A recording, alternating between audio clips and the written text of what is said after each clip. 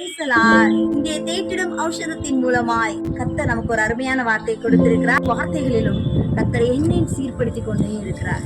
இந்த வார்த்தைகள் எல்லாவற்றையும் பரிசுத்த ஆவியானவர் நமக்கு கொடுக்கிறார். லூக்கா எழுதின சுவிசேஷம் 6வது அதிகாரம் 31வது வசனம், மனுஷர் உங்களுக்கு எப்படி செய்ய வேண்டும் என்று விரும்புகிறீர்களோ அப்படியே நீங்களும் அவர்களுக்கு செய்ய வேண்டும்.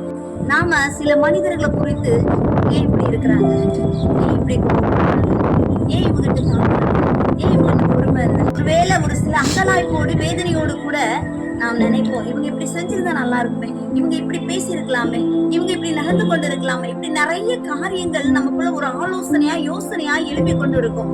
ஆண்டவராக இயேசு கிறிஸ்து நமக்கு ரோல் மாடலாக வாழ்ந்து காண்பித்திருக்கிறார். நல்ல செய்கைகளோடு நாம் வாழ்ந்து நம்ம மற்றவர்களுக்கு முன்பதாக நிற்கும் போது அநேக காரியங்கள்ல அவர்களும் கற்றுக்கொள்வார்கள். எல்லாருமே ரொம்ப சரியானவங்க, ரொம்ப பர்ஃபெக்ட் ஆனவங்க அப்படின்னு இல்லை. ஆனா அப்படியே இருக்க முடியாதுன்னு சொல்லி நம்ம நழுவி போயிடக்கூடாது. நம்ம ஒவ்வொரு நாளும் முயற்சிக்கணும். நம்ம ஒவ்வொரு நாளும் நம்முடைய வாழ்க்கை ஆண்டவர் கொடுத்த அந்த வாழ்நாட்களை நன்றாய் வாழ, நல்ல முறையிலே வாழ்ந்து காண்பிக்க வேண்டும். யாரை குறித்து எதையும் சொல்லாமல் நிச்சயமாய் அப்படிப்பட்ட ஒரு வாழ்க்கையை நாம் வாழ்ந்து காண்போம். நாம் அப்படிப்பட்ட நற்குணங்களை எடுத்து காண்பிப்போம். நல்ல நல்ல குணங்கள் நம்மிடத்துல இருந்து வெளிப்படட்டும். மற்றவர்கள் அதை பார்த்து அவர்களும் கற்றுக்கொள்ளட்டும். God bless you all.